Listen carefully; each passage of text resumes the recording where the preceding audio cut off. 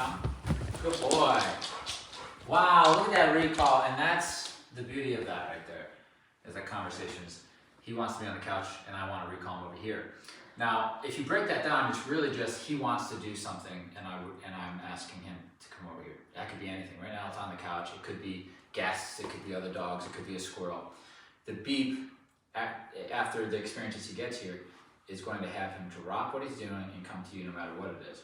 Right now, it's wanting to be on the couch.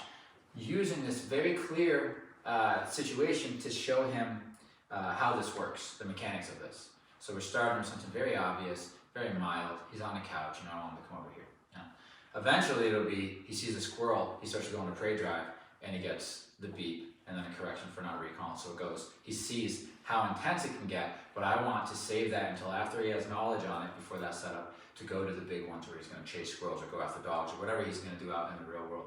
So this is teaching him the mechanics, okay? Beep means to recall, and if you do recall immediately, you get a good boy and you get no correction. If you decide not to listen, you'll get a correction and then be asked to recall again.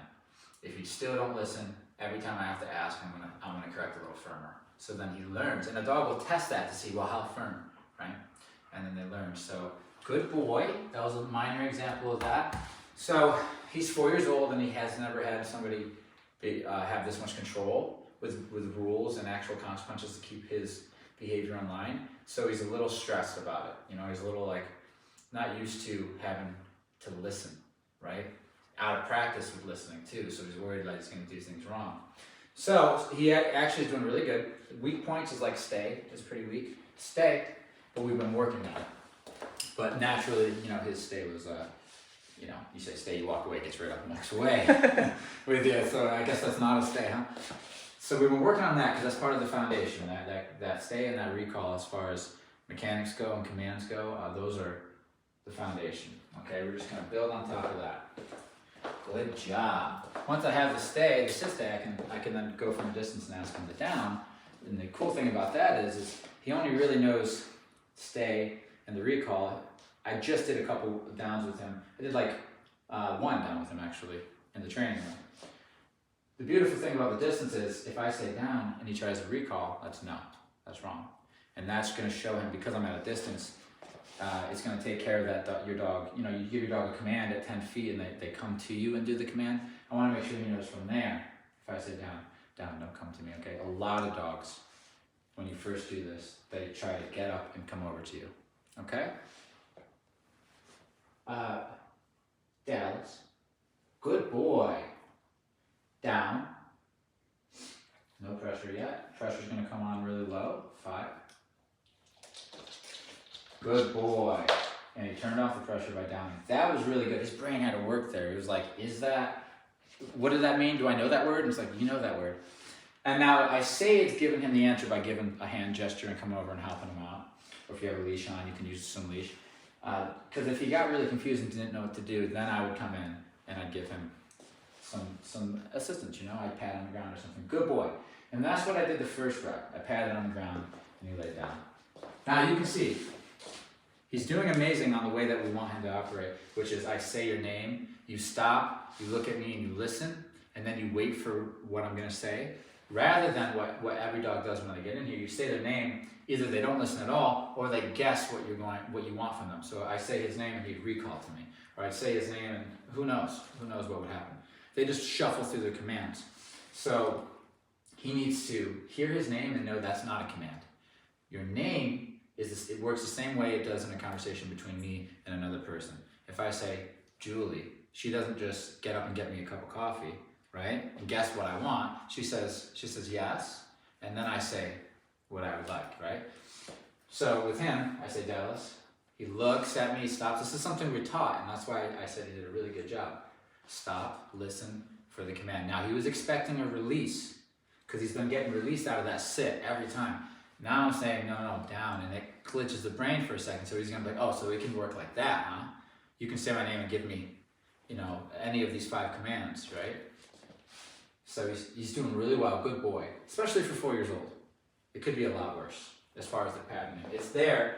We haven't taken him out off property yet, so you know we never know what we're gonna see there, but. He does pretty good. He does pretty good. Testing the boundaries as normal, but you know, he takes a couple corrections and it's like, okay. And then, you know, and that's a good temperament. He's a good boy. All right, let's see how he does here. Dallas. No. Good boy. It's because of my hand, because I flipped my hand up. Break. Good boy. I love it, Dallas. That's great. So we're just asking you, don't try to predict me. Wait until I actually don't try to be a step ahead of me. Because I might just be saying, Dallas, good boy. You know, it might not be a command at all. Good job, okay? So to me, this is huge that he's starting to learn this. And it's starting to teach him more about how we expect him to be able to take the information, right? Okay? Again, if I say his name here and I need something from him and he recalls to me, maybe I was saying stay, and that's the opposite of you know. And yeah, you could just say the words, right? I get it. But what's nice about the name, if the dog's not paying attention, you can just say their name and they have a chance to listen to you before you give a command. They have a chance to turn around and say yes. And the reason why that works so good is because, listen, if a dog's already paying attention to you, you don't have to say that. If he's looking at me, I don't have to say Dallas. That would be weird, right? But if he's not paying attention, I can say Dallas. He stops, he looks, and then I can say whatever I'm going to say. And the example of what I'm going to use for the timing, why this works well, is because if I were to have this ball and I would throw it at Julie, and then I'd say catch as I'm throwing it, it might just hit her in the head and then she drops it, right? But if I say Julie, she looks at me, I say catch, and then I throw the ball, the information's sinking in. Hopefully, she's got time. I'm not doing it all at the same time. I'm not saying, Julie, catch, and throwing it, you know what I mean? I'm saying Julie, she looks at me, yes, catch, and then, right? So, it's not Dallas, come, right? Sorry, good boy, sorry, good boy. But that's one word, we want to say Dallas. In this training, while we're doing this, because it teaches the dog how to pay attention, I want to say Dallas. He looks at me, and then as he's looking at me, he's ready to hear me, I'm going to say the command, okay? So there's a space in between it. That's good for training like this because the dog will get the answer better, quicker, but also it teaches them how to pay attention when their name's called, like a mindset to go in it's almost like being in the classroom. You're not going to be on the desk jumping around trying to, disrupt. So that little small thing I think is important in these beginning phases. And you see us use it on the go-homes all the time when the dog's not included in something. Another note on this is for anxious dogs, which a lot of the dogs that come in here are anxious.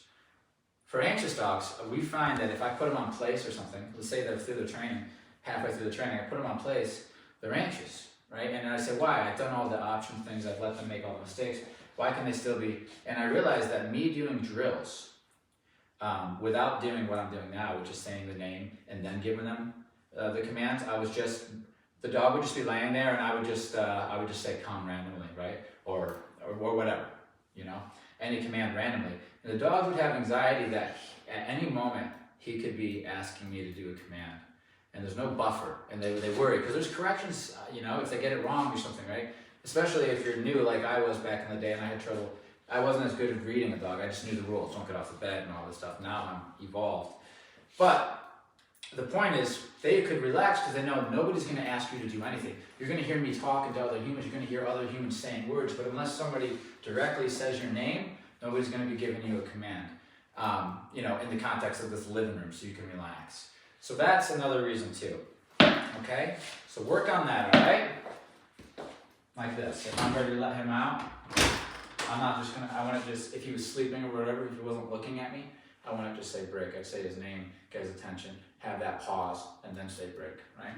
He's looking at me, it's different. I can turn around, I can look at him, and I can say break. Woo, Dallas! And it doesn't always work. Dallas, break. Yay! So, good job. I feel like he's feeling really nice. Yeah. Really solid.